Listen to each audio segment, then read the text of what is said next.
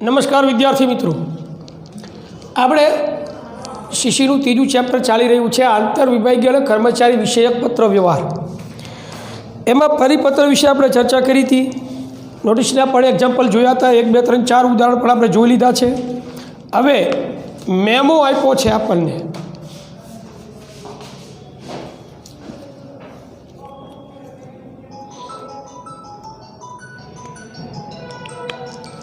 Memo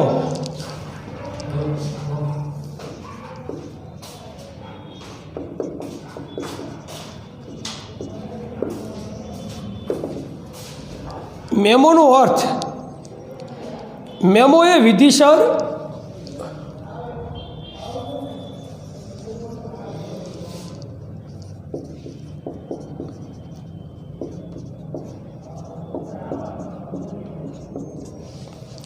વિધિસર કે અવિધિસર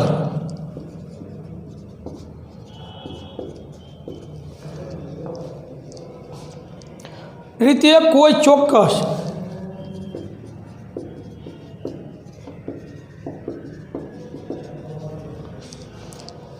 ચોક્કસ બાબતોની જાણકારી આપવા માટે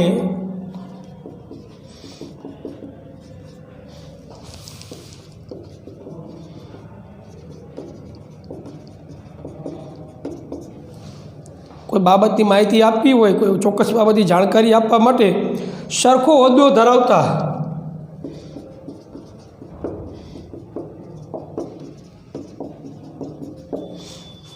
હોદ્દાની દૃષ્ટિએ હરખો હોદ્દો ધરાવતા અધિકારીઓ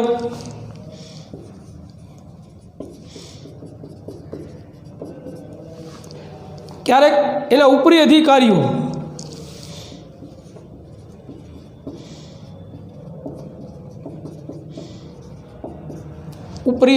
જે હોય, નીચો હોદ્દો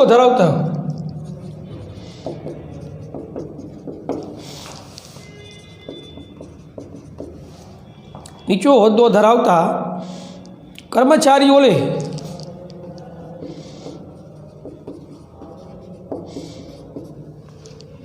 કર્મચારીઓને આંતરિક સ્તરે લખાતો પત્ર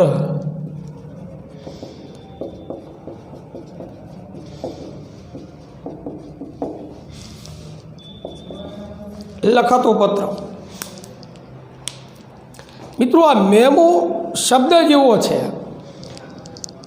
મેમો શબ્દ સાંભળીએ એટલે ડર પેદા થાય. કોઈ ગુનાહિત પ્રવૃત્તિમાં ક્યાંક આપણે પકડાઈ જઈએ અથવા સંડોવાયેલા હોય તો એવો ડર રહે કે કોઈ અધિકારી દ્વારા આપણને મેમો આપવામાં આવશે. 3 સવારી તમે વ્હીકલ લઈ, બાઇક લઈને તમે બજારમાં મેઇન રોડ પર નીકળ્યા હોય, પોલીસ તમને પકડે તો 3 સવારીના ગુના બદલ તમને મેમો આપે છે. કોઈ પણ મેમો શબ્દ એ ગુનાહિત બાબતી સાથે જોડાયેલો, આમ ટૂંકમાં ડર પેદા કરે છે. એવી બાબતો, ઝીણી બાબતોને પણ ધ્યાનમાં લેતા હોય છે.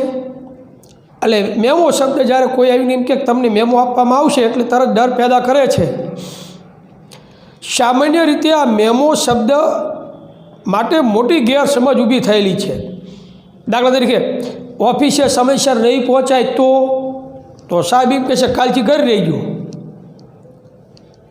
લેખિતમાં આપી દઈ, લેખિતમાં જે આપી મેમો, એટલે કે સમયસર નહીં, ટાઈમે નહીં પહોંચાય તો સાહેબ મેમો આપશે. જો તમે કાર્યમાં ક્યાંક ભૂલ કરો, કામમાં ક્યાંક મિસ્ટેક થાય તો ઓફિશિયલી વર્ક કરતા હોય, કાર્યમાં કંઈ મિસ્ટેક ઊભી થાય એટલે ડર પેદા થાય કે કાર્યમાં જો ભૂલ કરશું તો શેઠ મેમો આપી દેશે.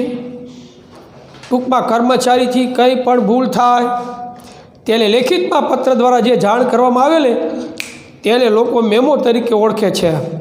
પરંતુ આ ખ્યાલ એ જનરલ સામાન્ય વ્યવસ્થા માટે બરાબર, પણ એ આમ ખ્યાલ તો ખોટો છે. અહીંયા આપણે પોલીસવાળા મેમો આપે છે એ વાત જુદી છે, અને અહીંયા આપણે બિઝનેસ લેટર જ્યારે લખી રહ્યા છીએ એમાં મેમોના નમૂના આવે છે.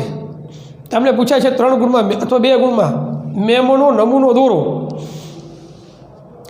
મિત્રો, મેમો એટલે શું? આ મેમો છે એ વિધિસર કે અવિધિસર એટલે મેથડથી અથવા કોઈ મેથડ ન પણ ડાયરેક્ટ પણ લખી શકે. તો વિધિસર કે અવિધિસર રીતે કોઈ ચોક્કસ બાબત ઓલી,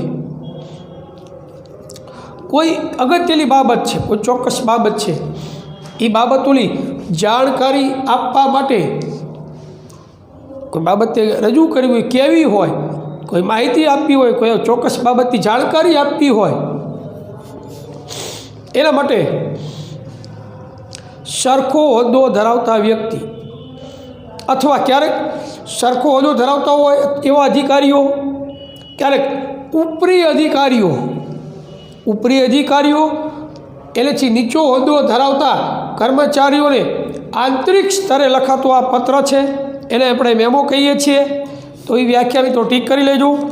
પાછળ તમે જોઈ શકો છો મેમોની લાક્ષણિકતાઓ આપી છે.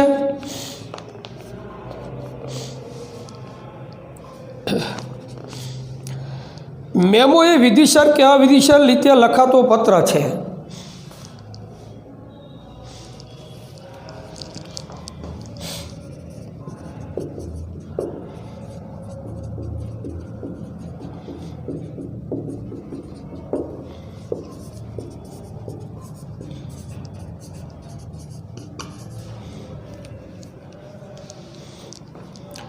મેમોની લાક્ષણિકતાઓ પણ 2 થી 3 ગુણમાં તમને પૂછાઈ શકે. તો મિત્રો આ અર્થ પ્રમાણે આપણે લખી શકીએ કે મેમો એ વિધિસર કે અવિધિસર રીતે લખાતો એક પત્ર છે. એક આવું એનું લક્ષણ આપણે આપી શકીએ. મેમો ઉપરી અધિકારી દ્વારા તેમના હાથ નીચેલા કર્મચારીઓને પાઠવવામાં આવે છે. ઉપરી અધિકારીઓ દ્વારા નીચો હોદ્દો ધરાવતા એમના હાથ નીચે કામ કરતા કર્મચારીઓને પાઠવે છે. ક્યારેક કર્મચારીઓ પણ પોતાના હક કે સમસ્યાના ઉકેલ માટે ઉપરી અધિકારીને મેમો પાઠવે છે. ક્યારેક નીચો હોદ્દો ધરાવતા વ્યક્તિ ઉપરી અધિકારીને પણ એમના હક માટે કે સમસ્યાના ઉકેલ માટે પણ આવો મેમો પાઠવતા હોય છે. ચોથી લાક્ષણિકતા એવી છે, સમકક્ષ હોદ્દો ધરાવતા કર્મચારી દ્વારા પણ એકબીજાને મેમો આપવામાં આવે છે. સમાન સરખો હોદ્દો ધરાવતા વ્યક્તિ, અધિકારીઓ, એક જ સરખો હોદ્દો ધરાવતા હોય એવા અધિકારીઓ પણ એકબીજાને મેમો પાઠવી શકે છે. 5મી લાક્ષણિકતા એવી છે, મેમોનો મુખ્ય હેતુ જેને સંબોધીને લખાયો છે તેને ચોક્કસ બાબતોની યાદ અપાવવાનો છે. હા, યાદ શક્તિને ઢંઢોળવાનો પ્રયત્ન કરવામાં આવે છે મેમો દ્વારા. મેમોનો ઉદ્દેશ્ય એ છે કે સામેના વ્યક્તિની યાદશક્તિને ઢંઢોળવી, એટલે યાદ કરાવવું.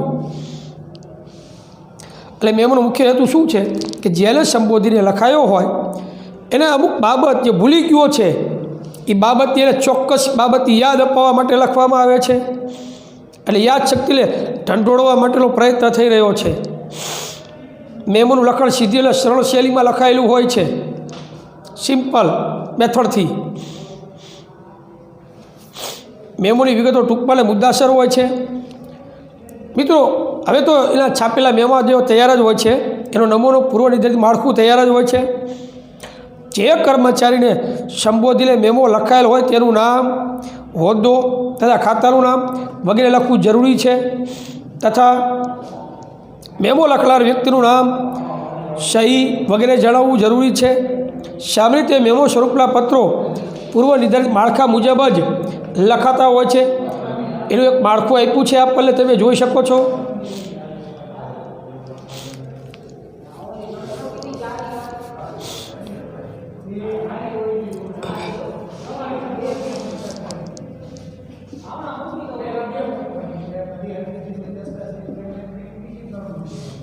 કંપનીનું નામ,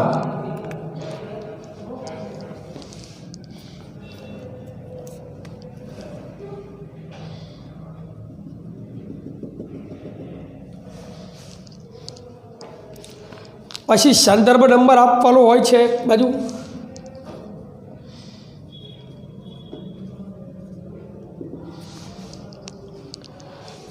જે તે મેમો આવ્યો હોય એને અનુલક્ષીને જ્યારે મેમો લખવાનો થતો સંદર્ભ નંબર હોય તો એ લખવો. પછી એની નીચે તારીખ લખવી.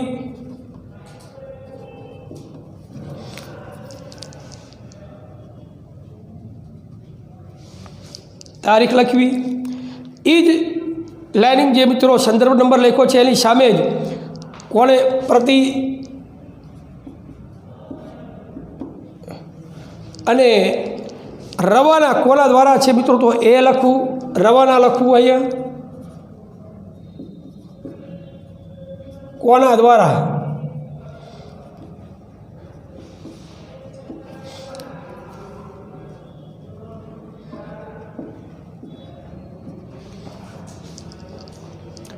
પછી જે તે બાબત શેના માટેનો મેમો આપી રહ્યા છો, વિષય,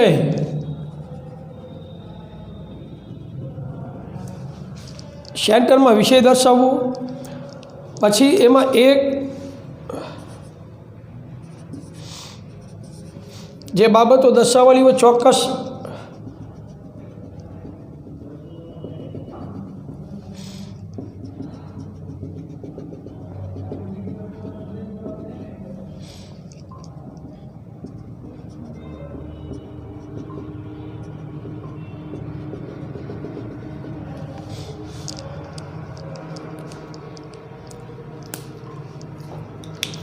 નીચે અહીંયા સહી અને એનો હોદ્દો બે દર્શાવવાનું છે.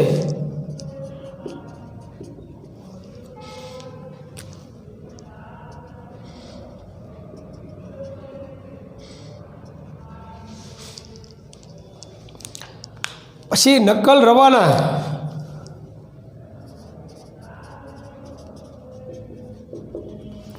જેને જેને મોકલાયો હોય તો એ નકલ રવાના લખ્યું હોય તો એ પણ દર્શાવી દેવાનું. આવી રીતે આ પૂર્વ નિર્ધારિત માળખું કહેવાય મેમોનું.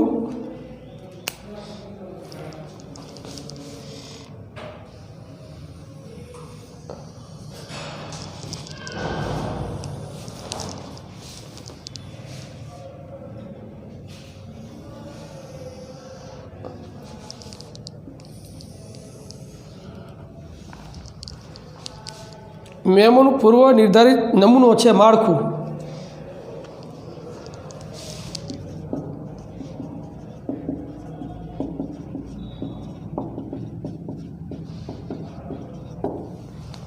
પૂર્વ નિર્ધારિત માળખું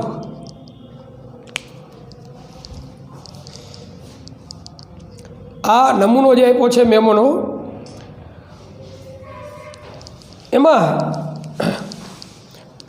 ઓલરેડી તૈયાર જ છાપેલા તૈયાર જ હોય છે આવા નમૂના. એમાં ખાલી જે ડિટેલ્સ એ આમાં પૂરવાની રહેતી હોય છે. એક્ઝામ્પલ તરીકે નમૂનાના પત્રો આપ્યા છે, ખરીદી પ્રક્રિયાની માહિતી આપતો મેમો આપ્યો છે, તમે જોઈ શકો છો. કંપનીનું નામ કોણ છે તો કે નૌકા ડાયમંડ લિમિટેડ. આ બાજુ બાપુનગર અમદાવાદ એનું સરનામું જે છે. સંદર્ભ છે NDL બ્લોક A 191 નંબરનો જે કોઈ પત્ર આવ્યો છે એના સંદર્ભમાં પત્ર લખી રહ્યા છે. 27મી ફેબ્રુઆરી 2017 રોજ પત્ર લખે છે આ મેમો. પ્રતિ વહીવટી અધિકારી અને રવાના કોના દ્વારા છે તો કે ખરીદ મેનેજર દ્વારા. વિષય શેના માટે છે તો કે ખરીદ વિભાગે કરેલ ખરીદી અંગે. વિષય ચાલતા ડાયમંડ હાઉસ મુંબઈને તારીખ 20 ફેબ્રુઆરી 2017 રોજ 5000 નંગ કાચા હીરાની ખરીદીનો ઓર્ડર આપી દીધો છે. આ મેમો આપી દીધી, સૂચના આપી દીધી, માહિતી કહેવી પડે ને. ઓલરેડી ઓર્ડર આપી દીધો છે એમ. એ ખરીદ મેનેજર જે છે એ વહીવટી અધિકારીને મેમો પાઠવો. એટલે ખરીદ મેનેજરે વહીવટી અધિકારીને મેમો આપ્યો છે કે આ રીતે ઓર્ડર આપી દીધો છે, માહિતી આપી એમ. હીરાનો આ જથ્થો 3 માર્ચ 2017ના રોજ કરિશ્મા આંગડિયા પેઢી દ્વારા તેઓ મોકલશે. જેની ચૂકવણી પેટે ₹50,000 માલ સામાન મળીએથી રોકડા ચૂકવવાના રહેશે. એટલે ખરીદ મેનેજર દ્વારા વહીવટી જે અધિકારી છે એના મેમો પાઠવો છે. એણે ચોક્કસ બાબતની માહિતી આપી, એટલે કીધું પૈસા ચૂકવવાના બાકી છે. 5000 નંગનો હીરાની ખરીદીનો ઓર્ડર આપી દીધો છે અને કરિશ્મા આંગડિયા પેઢીમાં એ હીરા એ પેઢી દ્વારા મોકલશે. આપણે એને ચૂકવણી પેટે ₹50,000 માલ સામાન મળેથી રોકડા ચૂકવવાના છે. નીતિશ પટેલ ખરીદ મેનેજર, બરાબર, એનો હોદ્દો છે, સહી છે નીતિશ પટેલની. નક્કર અમારા હિસાબી અધિકારીને પણ મોકલી છે, એટલે અહીંયા લખવાનું હિસાબી અધિકારી. આ રીતે આ મેમો પાઠવેલો છે. જે બાબત ચોક્કસ બાબતો કીધી હોય એ ચોક્કસ બાબતને જ રજૂ કરતી માહિતી પૂરી પાડવામાં આવે છે. અહીંયા બીજી વધારાની કોઈ બાબતો લખવામાં આવતી નથી. બીજો એક મેમો છે, અજમાયશી સમયગાળો લંબાવવા અંગે મેમો આપ્યો છે. આમ તો અજમાયશી સમયગાળો એટલે એવો પ્રયોગ કરવા માટેનો સમયગાળો છે, અખતરો કરવા માટે. એન્જલ ડેરી પ્રોડક્ટ્સ, ગીરમથા, અમદાવાદ 382425 એનો નંબર આપેલો છે. સંદર્ભ છે એડીપી એબ્લોક 11 એબ્લોક 70 આપ્યું છે. 1 માર્ચ 2017 રોજ પત્ર લખે છે. આ પ્રતિ મિત્રો રોહિત પરમાર, એટલે મિત્રો અહીંયા જે આ પ્રતિ છે એ મેમો મેળવનાર છે, એટલે આ રવાના એ મોકલનાર છે. મેનેજિંગ ડિરેક્ટર, વિષય છે અજમાયશી સમયગાળો લંબાવવા બાબત.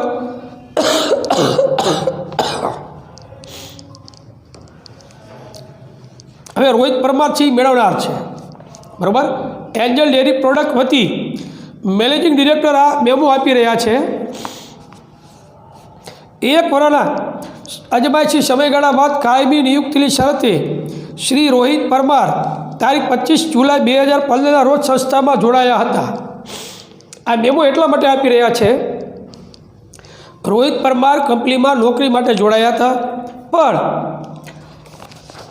એમણે 1 વર્ષની કરાર બેઝ આધારિત નોકરી હશે, એટલે 1 વર્ષના અજમાયશી સમયગાળા બાદ કાયમી નિયુક્તિ કરશું. પહેલાં 1 વર્ષ કામ જોશે કંપનીને યોગ્ય લાગશે તો તમને 1 વર્ષ કામ જોઈ પછી કાયમી કરશે, પછી એની નિમણૂક આપશે તમને. તારીખ 25 જુલાઈ 2015 રોજ સંસ્થામાં જોડાયા હતા. સંસ્થામાં ફેરફાર કરાયેલા નિયમના અનુસંધાને, હવે સંસ્થામાં નિયમમાં ફેરફાર આવ્યો, એ નિયમમાં ફેરફાર કર્યો જે છે એના અનુસંધાને કારકુનો માટે અજમાયશી સમયગાળો હવે 2 વર્ષનો કરવામાં આવ્યો છે. એટલે રોહિત પરમાર 1 વર્ષ માટે હતા, હવે એમને અજમાયશી સમયગાળો લંબાવવાનો થાય છે. તમારે હજુ 1 વર્ષ કામ કરવું પડશે, પછી તમને કાયમી નિમણૂક આપવામાં આવશે, તમારું કામ જોશે કંપની. શ્રી રોહિત પરમારની નિમણૂક કાયમી કરવા અંગેનો નિર્ણય જુલાઈ 2017માં લેવાશે. એટલે હવે 1 વર્ષનો સમયગાળો વધી જાય છે, કારણ કે 25 જુલાઈ 2015માં જોડાયા હતા. 25 જુલાઈ 2016 1 વર્ષ થાય. હવે 25 જુલાઈ 2017 એ વખતે નિર્ણય લેવાશે, કારણ કે 2 વર્ષનો સમયગાળો થઈ ગયો છે. એટલે સમીર શાહ મેનેજિંગ ડિરેક્ટર છે, નકારાવાળા બ્રાન્ચ મેનેજરને પણ મોકલાવી છે. એટલે ધ્યાનમાં રહે કે હવેથી આ રોહિત પરમાર છે 1 વર્ષ પછી કાયમી નિમણૂક પામતા નથી, હજુ એમનો અજમાયશી જે છે સમયગાળો છે લંબાવેલો છે, જેથી પગાર ધોરણમાં કોઈ બેનિફિટ મળશે નહીં એમ. એટલે બ્રાન્ચ મેનેજરને પણ જાણ કરવી જરૂરી હોય છે. આવી રીતે આ મેમો મિત્રો લખવામાં આવતા હોય છે. પછી કર્મચારી વિશે પત્ર વ્યવહાર. વ્યાપારી પેઢી કે સંસ્થાની પ્રવૃત્તિના સંચાલનમાં ટેકનોલોજીનો ઉપયોગ વધવાથી સંશ્લિષ્ટ કર્મચારીનું મહત્ત્વ વધતું ગયું છે. ત્યારે હાલના તબક્કે આજે ધંધામાં માનવ સંસાધનને સંપત્તિ તરીકે ગણવામાં આવે છે. માનવ સંસાધન જે મિત્રો છે એ સંપત્તિ છે ધંધાની અંદર. હા, એવી મશીનરી પણ આવી ગઈ છે કે 100 વ્યક્તિનું કામ એક મશીન કરી શકતું હોય, તેમ છતાંય એ મશીનને ચલાવવા માટે તો માણસની જરૂર પડે છે. એટલે માનવ સંસાધન આ ધંધાકીય જગતની અંદર એક સંપત્તિ તરીકે ગણવામાં આવે છે. એમાંય મિત્રો માટે કાર્યક્ષમ કર્મચારીઓ મેળવવા અને તેમને જાળવી રાખવા જરૂરી છે. કર્મચારી વિષયક પત્ર વ્યવહાર જોવા છે આપણે. એટલે કર્મચારી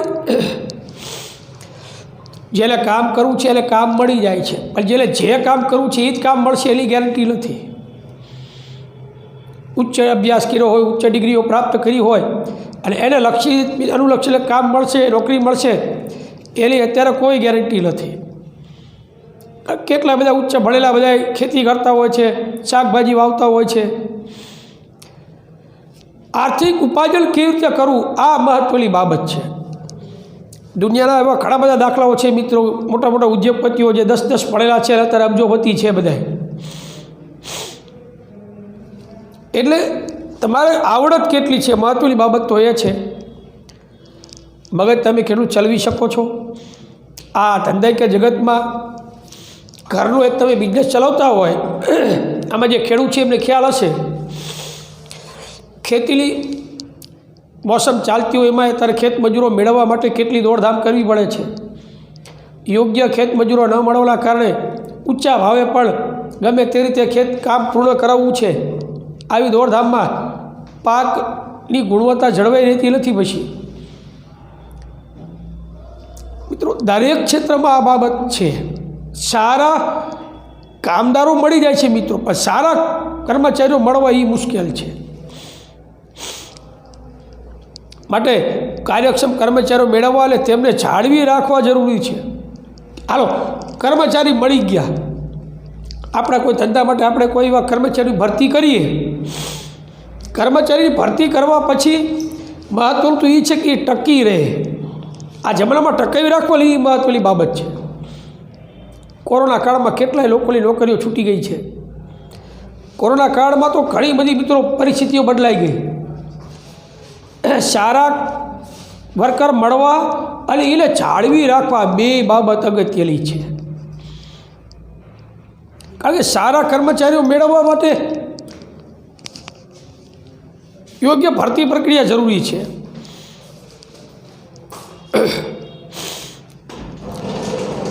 આ સંજોગોમાં કર્મચારીઓની ભરતી, નિયુક્તિ, બઢતી, બદલી, અવકાશ કે નોકરીની સમાપ્તિ જેવી પ્રક્રિયા કરતી વખતે સાવચેતી રાખવી પડે છે અને તે અંગેનો પત્ર વ્યવહાર યોગ્ય રીતે થવો જોઈએ. કર્મચારીને નિયુક્તિ આપવી, જોબ આપવી અથવા નોકરી આપવા માટે એક પ્રકારની ભરતી પ્રક્રિયામાંથી પસાર થવું પડે. પણ મિત્રો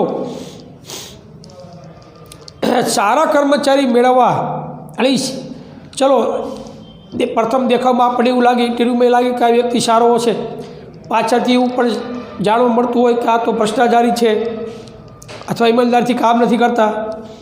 તો આ અત્યારની પરિસ્થિતિ પ્રમાણે ઈમાનદાર સારા કર્મચારીઓ મળવા એ અઘરું મુશ્કેલીભર્યું કામ છે. એટલે આ સંજોગોમાં એમને જાળવી રાખવા એ પણ મુશ્કેલીભર્યું છે. કર્મચારીઓની ભરતી કરવી, ભરતી કર્યા પછી એમની નિયુક્તિ આપવી, એમને બઢતી આપવી, ક્યારેક બદલી કરવાની થાય, એક વિભાગમાં બીજા વિભાગમાં ટ્રાન્સફર થાય, અપકર્ષ થાય, ક્યારેક હેઠળ આવે, મેનેજરો એમાંથી કર્મચારીને નાખી દે એટલે પગાર ધોરણને બધું ઘટે, આબરૂ જાય. અપકર્ષ કે નોકરી સમાપ્તિ, અમૂલ તો નોકરીમાં કાઢી પણ મૂકે. પકડાઈ ગયો હોય કોઈ બેદરકારીપૂર્વક કાર્ય કરતા તો એની નોકરીમાંથી પણ કાઢી મૂકે છે. તો આવી એ બધી પ્રક્રિયા કરતી વખતે સાવચેતી રાખવી પડે છે. એટલે તે અંગેનો પત્ર વ્યવહાર યોગ્ય રીતે થવો જોઈએ. તો પહેલું એ પૂછે ભરતીનો અર્થ. ભરતી એટલે શું? સામાન્ય અર્થમાં ભરતી એટલે વ્યાપારી પેઢી કે સંસ્થામાં જરૂરી કર્મચારીઓ એની નિમણૂક કરવી, એને ભરતી કહી શકાય. સામાન્ય અર્થ બેઝિક અર્થ એવો છે મિત્રો કે ભરતી એટલે વ્યાપારી પેઢી કે સંસ્થા હોય એમાં જરૂરી કર્મચારીઓની નિમણૂક કરવી એટલે ભરતી. પરંતુ ભરતીનો અર્થ જે છે મિત્રો એ માત્ર કર્મચારીઓ નિમણૂક કરવા કે ખાલી જગ્યા ભરવા પૂરતો મર્યાદિત નથી. વિશાળ અર્થમાં આપણે લઈએ, ભરતી એટલે યોગ્ય સમયે, ભરતીની વ્યાખ્યા આપણે એનો અર્થ આપવો વિશાળ અર્થ છે. લો, ભરતી એટલે યોગ્ય સમયે, જે સમયે જરૂર હોય ત્યારે જ કર્મચારી મળવા જ હોય. એટલે યોગ્ય સમયે, યોગ્ય લાયકાતવાળા, યોગ્ય સંખ્યામાં કર્મચારીની નિમણૂક કરવી એને ભરતી કહેવાય છે. ભરતીની પ્રક્રિયા મુખ્ય હેતુ યોગ્ય લાયકાતવાળી જે તે ક્ષેત્રની નિષ્ણાત વ્યક્તિ મેળવવાનો છે. જે ક્ષેત્ર માટે તમારે જે વ્યક્તિની જરૂર છે એ ક્ષેત્રમાં બાબતમાં એ નિષ્ણાત હોય એ જરૂરી છે. મિત્રો સિવિલ એન્જિનિયર જે છે મિત્રો, હવે કન્સ્ટ્રક્શનનું કામ કરતો હોય અને તમે એની પાસે બીજી કોઈ માહિતી માગો તો એને ન મળે. એ જે તે વિભાગનું નિષ્ણાત વ્યક્તિ છે. હાર્ટનો ડૉક્ટર, હૃદયનો જે ડૉક્ટર છે, પછી તમે હજી કોઈ માથું દુખે, મગજ દુખે તો એનો ખ્યાલ આવે. પગ ભાંગી ગયો હૃદયના ડૉક્ટર પહેલાં જો એનો પગ હાંધા કરી શકે. જે વ્યક્તિ જેમાં નિષ્ણાત છે એને એ પાસે લઈ જવું જોઈએ. એટલે ટૂંકમાં કોઈ ઓલરાઉન્ડર છે આપણે એની ચર્ચા નથી, કે પણ મગજનો ડૉક્ટર છે તો એને પગમાં નથી ખબર પડવાની, હાડકાનો ડૉક્ટર છે એટલે હૃદયમાં ખબર નથી પડતી, એટલે આંખોના ડૉક્ટર હોય એટલે તમે હાડકા ભાંગી જાય એટલે ક્યાં ખ્યાલ આપો. બાળકોના ડૉક્ટર પાસે જાઓ, મોટા વ્યક્તિને ઈલાજ નથી કરવાના, એટલે બાળકોના ડૉક્ટર સિવાય બીજા કોઈ મોટા ડૉક્ટર પાસે લઈ જાઓ તો એ એમ કહે છે કે તમે બાળકોના ડૉક્ટર પાસે લઈ જાઓ. એ જે તે ક્ષેત્રમાં નિષ્ણાતપણું ધરાવે છે. એટલે અહીંયા ભરતીમાં શું છે કે યોગ્ય સમયે જ્યારે જરૂર હોય ત્યારે કર્મચારી મળી જવો જોઈએ, યોગ્ય લાયકાતવાળો, એટલે જે તે ક્ષેત્રનું નિષ્ણાતપણું ધારણ કરેલો હોય એવો. બાજુમાં જોજો લખે 8% લાવ્યો હોય પછી એટલે એબીસીડીનો અક્ષર ખબર ન પડતી હોય તો એવા વ્યક્તિ નથી અહીંયા ચાલતા, કારણ કે આવડત એ મહત્ત્વની બાબત છે. અહીંયા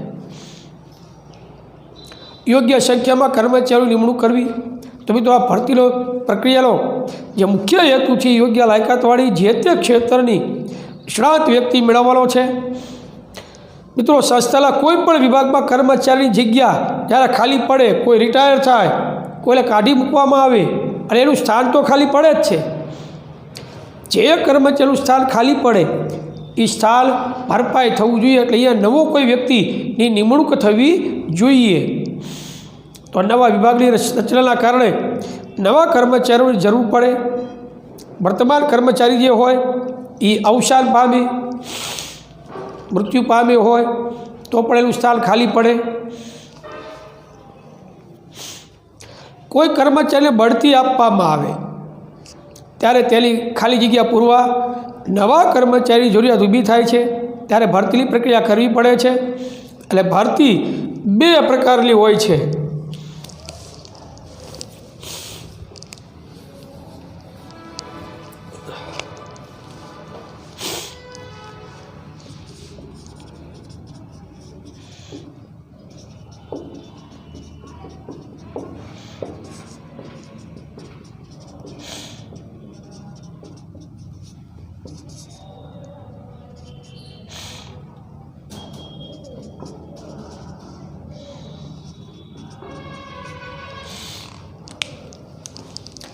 બે પ્રકારની ભરતી, એક પ્રત્યક્ષ ભરતી છે અને પરોક્ષ ભરતી છે.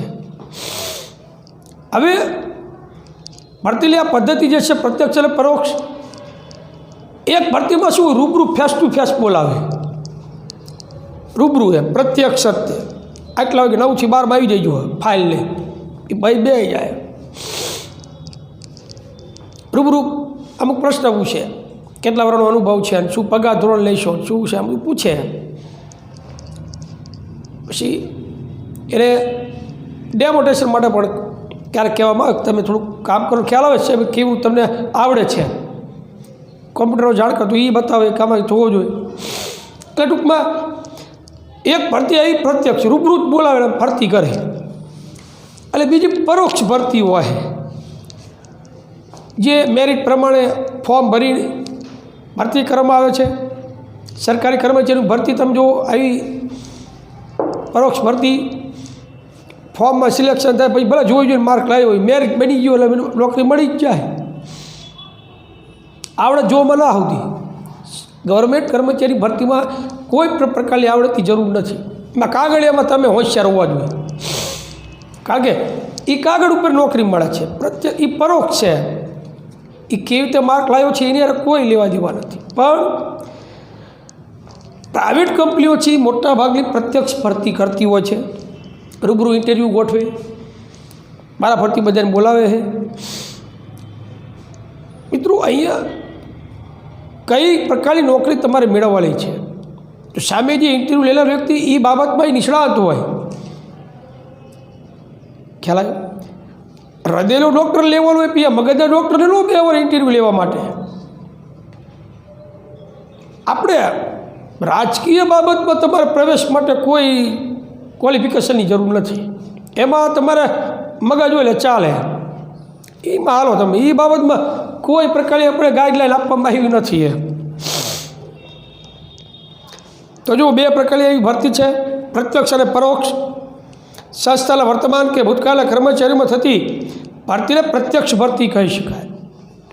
સંસ્થાના વર્તમાન કે ભૂતકાળના કર્મચારીઓમાં થતી ભરતી. વર્તમાન એટલે અત્યારનો સમયગાળો, ભૂત એટલે જે જતું રહ્યું છે એ ભાઈ થાય પછી ભૂત છે, આ ભૂતકાળ થઈ ગયું. તો એ ભૂતકાળમાં કર્મચારીમાં જે ભરતી આપણે છે રૂબરૂ પ્રત્યક્ષ ભરતી કહેવાય. જાહેરાતના માધ્યમથી છાપામાં જાહેરાત આપી હોય, પછી કીધું 10 તારીખે ફોર્મ, છેલ્લી તારીખ ફોર્મ ભરવાની આપી હોય તમને, જાહેરાતના માધ્યમથી અથવા નોકરી અંગેની માહિતી આપતી સંસ્થાઓ દ્વારા થતી ભરતીને પરોક્ષ ભરતી કહી શકાય છે. છાપામાં જાહેરાત આપીને પણ ભરતી ફોર્મ મંગાવે. ક્યારેક રમતો આવી જોબ કેરિયર એકેડેમી પણ ચલાવતા હોય છે. આપણે નોકરીની માહિતી આપણને ન ખબર પડી, એ લોકો આપણને પત્ર દ્વારા માહિતી આપતા હોય. તો ભરતી અંગે કેવો પત્ર લખી શકાય? ભરતી અંગેના પત્રોમાં જાહેરાત, અરજી મંગાવતા પત્રો, લેખિત પરીક્ષાની જાણ કરતા પત્રો, વ્યક્તિગત મુલાકાત માટે આમંત્રણ આપતા પત્રો, પ્રાથમિક પસંદગી, અંતિમ પસંદગી, આરોગ્ય અંગેની તપાસ વગેરે માટે લખાતા પત્રોનો સમાવેશ કરી શકાય. હવે પછી આપણે ભરતી અંગેના નમૂના પત્રો જોઈ લઈએ. પહેલો પત્ર આપ્યો છે લેખિત પરીક્ષા માટે હાજર રહેવા અંગે જણાવતો પત્ર. મિત્રો બબે બજારે એક્ઝામ્પલ આપેલા છે. આપણે ભરતીલા જે 2 એક્ઝામ્પલ છે પહેલાં જોઈ લઈએ. BT Parekh chartered accounts and company સંસ્થા લખના છે એટલે સેન્ટરમાં એનું નામ આવશે. Abhimanyu complex, race course road, Rajkot 36001. એનો STD કોડ અને પિનકોડ આપેલો છે. 15મી મે 2017 પત્ર લખે છે. ફોન નંબર આપ્યો છે 02821. એનો STD કોડ છે 266. પછી ક્રોસ આપ્યા છે 4. ઈમેલ આઈડી આપ્યું છે વીટી પરીખ એટલે વીટી પારેખ જે છે @gmail.com એનું ઈમેલ આઈડી છે. તારીખ જે લખી છે એની નીચેની એક લીટી છોડી ડાબી બાજુ તમે લખી શકો છો Paresh Padariya, C80 Shivalay flat, station road, Rajkot 36001. એનો જે પિનકોડ નંબર આપેલો છે. મિત્રો અહીંયા પરેશ પાદરિયાથી પત્ર મેળવનાર છે. એ પત્ર મેળવનાર એટલે એને કોઈ ફોર્મ ભર્યું હોય છે કોઈ પરીક્ષા આપવા માટેનું, અને એમાં એનું સિલેક્શન થયું છે. લેખિત પરીક્ષા ગોઠવી છે. લેખિત પરીક્ષામાં હાજર રહેવા માટેનો કોલ લેટર છે આ પત્ર. આ તારીખે આ સમયે આ જગ્યાએ હાજર રહેવા માટે વિનંતી છે. એટલે એક પ્રકારનો કોલ લેટર થયો. આ વિષય શું છે? એકાઉન્ટ્સ ઓફિસરની જગ્યા માટેની લેખિત પરીક્ષા છે. એકાઉન્ટ ઓફિસર માટેની લેખિત પરીક્ષા લેવાલી છે. શ્રીયુત આપની 5મી મે 2017 એકાઉન્ટ્સ ઓફિસરની જગ્યા માટેની ઉમેદવારી રજૂ કરતી અરજી મળી. આપના ગુણપત્રકો અને અન્ય પ્રમાણપત્રોની ચકાસણી કરતાં આપ અમારી કંપનીના એકાઉન્ટ્સ ઓફિસરની જગ્યા માટે લાયકાત ધરાવો છો તેવું માલુમ પડ્યું છે. અમારી કંપનીની ભરતી પ્રથા અનુસાર ઉપયુક્ત જગ્યા માટે તમામ ઉમેદવારો માટે એક લેખિત પરીક્ષાનું આયોજન કરવામાં આવ્યું છે. આ પરેશભાઈએ ફોર્મ ભર્યું છે. 5 તારીખે અરજી કરી હતી એટલે 15 તારીખે આ પત્ર આવ્યો આમનું લખ્યો કંપનીએ. એમનું સિલેક્શન થઈ ગયું છે કારણ કે એકાઉન્ટ્સ ઓફિસરની જગ્યા માટે લાયકાત ધરાવે છે. એના પ્રમાણપત્ર ચેક કરવામાં આવ્યા હતા. તો એક લેખિત પરીક્ષાનું આયોજન કરવામાં આવ્યું છે ભરતી પ્રથા અનુસાર, એટલે એને જાણકારી કરતો આ કોલ લેટર મોકલી રહ્યા છીએ. લેખિત પરીક્ષા હેતુલક્ષી પ્રશ્નો ધરાવતી 200 ગુણની રહેશે. 200 ગુણનું પેપર હશે. બધા વિકલ્પો જ હશે, 200 ગુણના વિકલ્પ. આ પરીક્ષામાં ઉમેદવારનું સામાન્ય જ્ઞાન, એકાઉન્ટિંગને લગતું કમ્પ્યુટરનું જ્ઞાન એટલે એકાઉન્ટને લગતી બાબતોનો સમાવેશ કરવામાં આવશે. લેખિત પરીક્ષાની સમય મર્યાદા 2 કલાકની રહેશે. લેખિત પરીક્ષાની આ પરીક્ષામાં સફળ થનાર ઉમેદવારને રૂબરૂ મુલાકાત માટે બોલાવવામાં આવશે. જે પાસ થશે ને એટલે ઇન્ટરવ્યૂ માટે બોલાવું છું। લેખિત પરીક્ષાની વિગતો મિત્રો નીચે પ્રમાણે છે। એટલે એમાં લખ્યું છે તારીખ અને વાર। એટલે પરેશ પટેલની પરીક્ષા છે 29મી મે 2017 સોમવારના રોજ તારીખે આવી જાય છે પરીક્ષાની લેખિત પરીક્ષા। હવે 15 તારીખે આ પત્ર આવ્યો છે। સમય સવારે 10:30 થી બપોરે 12:30 સુધી 2 કલાકનું પેપર રહેશે। સ્થળ કોન્ફરન્સ રૂમ પ્રથમ માળ VT Parekh chartered accounts and company. એટલે જે તે આ વીટી પારેખનું જે સ્થળ છે એનું ઓફિસનું એમના કોન્ફરન્સ જે રૂમ છે એમાં પરીક્ષા ગોઠવી પહેલા માળે। ઉપરોક્ત સમય મર્યાદાનું ચુસ્તપણે પાલન થયું અપેક્ષા રાખવામાં આવે છે। આપણો વિશ્વાસુ ધ્રુવ પારેખ ભાગીદાર। નોંધ શું છે? લેખિત પરીક્ષા માટે ઉમેદવારે સ્વખર્ચે હાજર રહેવાનું રહેશે। સંસ્થા એક પણ રૂપિયો આપશે નહીં। તમારું ભાડું છે, તમારે સ્વખર્ચે હાજર રહેવાનું છે। કોઈપણ પ્રકારનો ખર્ચ કંપની ભોગવશે નહીં। પાસ થશો, સિલેક્ટ થાય તો પગાર આપશે, બાકી કોઈ પ્રકારનો ખર્ચો આપશે નહીં। એટલે સ્વેચ્છા સ્વતંત્ર પોતે ખર્ચો કરી લે, સ્વખર્ચે ત્યાં હાજર થવાનું રહેશે। બીજું, ધારી લો કે આ પરીક્ષા આપી દીધી હશે, પરેશે પાસ થઈ ગયો હશે તો પાછું બીજું એક પત્ર આવશે, તમે પાસ થઈ ગયા છો સારા માર્કે, રૂબરૂ ઇન્ટરવ્યૂ માટે આવજો। તો વ્યક્તિગત મુલાકાત માટે હાજર રહેવા જણાવતો પત્ર કેવી રીતે લખી શકાય?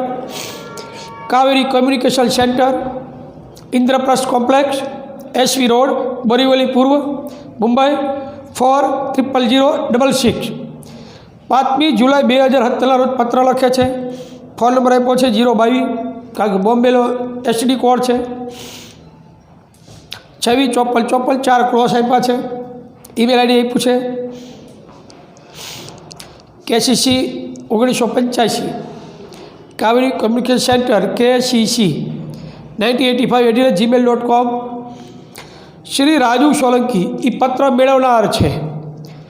એ 302માં રહે છે, મહીસાગર ટાવર, ધર્મભૂમિ રોડ, ભાવનગર 36402। હવે મિત્રો, આ ઇન્ટરવ્યૂ માટેના પત્ર ગમે તે શહેરમાંથી બીજા શહેરમાં હોઈ શકે। એટલે બોમ્બેથી પત્ર લખાઈ રહ્યો છે, ભાવનગર લખ્યો છે, બરાબર। વિષય રૂબરૂ મુલાકાત માટે હાજર રહેવા અંગેનો પત્ર છે। શ્રીમાન, આપની 25મી જૂન 2017ની મદદનીશ અધિકારી તરીકેની અરજીના સંદર્ભમાં જણાવવાનું કે આપની લાયકાત અને અનુભવ અમારી જરૂરિયાતને અનુરૂપ છે। તેથી આપને રૂબરૂ મુલાકાત માટે પસંદગી સમિતિ સમક્ષ 20મી જુલાઈ 2017 ગુરુવારના રોજ બપોરે 1:30 વાગ્યે એટલે 1:30 કલાકે અમારી વડી કચેરી જે છે એ હાજર રહેવા વિનંતી। એટલે ઇન્ટરવ્યૂ માટે બોલાયો છે। રૂબરૂ મુલાકાતનો સમય આપણી શૈક્ષણિક લાયકાતોને લગતા ગુણપત્રકો અને અનુભવના પ્રમાણપત્રની મૂળ નકલ સાથે રાખવા વિનંતી। નોકરી કરતી વ્યક્તિએ પોતાની સંસ્થાના વડાનું ના વાંધા પ્રમાણપત્ર NOC નો ઓબ્જેક્શન સર્ટિફિકેટ એક આપે। જે તે સંસ્થામાં તમે નોકરી કરતા હોય ને ત્યાંથી NOC કઢાવવી પડે। અમને કોઈ વાંધો નથી, તમે બીજે નોકરી કરો એવું પ્રમાણપત્ર લેવાનું। એટલે કોઈ બીજી કંપનીમાં જ્યારે નોકરી કરવા બીજી કંપનીમાં જાય ને કે વ્યક્તિ, પહેલાં જ્યાં જૂની કંપનીમાં નોકરી કરતો ત્યાંથી NOC કઢાવવી પડે। એટલે NOC લખી દે કે ના, તમે બીજી કંપનીમાં નોકરી કરો તો અમને વાંધો નથી। એટલે ના વાંધા પ્રમાણપત્ર અવશ્ય રજૂ કરવું, નહીં ત્યારે નોકરી નહીં મળે। આપણો વિશ્વાસ શું છે? સાદિક Ahmed, manager, Kaveri communication centre. નોંધ આપ્યું છે ઇન્ટરવ્યૂ સ્થળ પર આવવા જવા અંગે કોઈ જ મુસાફરી ખર્ચ કે ભથ્થું મળવા પાત્ર નથી। તો આ પત્રમાં પણ મિત્રો, ભરતીમાં મિત્રો હંમેશા યાદ રાખવાનું, નોંધ લખવાની જ તે કોઈ પણ પ્રકારનો ખર્ચો આપવામાં આવશે નહીં। આવવા જવાનું ભાડું પણ નહીં આપવામાં આવે। કોઈ ભોજન માટેની પણ કે મુસાફરી ખર્ચ કે ભથ્થું, આવવા જવા માટેનું કોઈ પણ પ્રકારનું ભથ્થું મળવા પાત્ર નથી। એટલે મતલબ સ્વ ખર્ચે તમારે ઇન્ટરવ્યૂ માટે આપવા આવવાનું છે। રૂબરૂ આવો, પોતાના ખર્ચે આવવાનું, પોતાનું વ્હીકલ લે તોય પણ કોઈ ટૂંકમાં કંપની કે સંસ્થા કોઈ ખર્ચો આપશે નહીં। તો આવી રીતે આ ભરતીના પત્ર આપ્યા છે। પછી નિયુક્તિનો જે અર્થ છે આપણે હવે પછીના લેક્ચરમાં લઈ લઈશું. નમસ્કાર.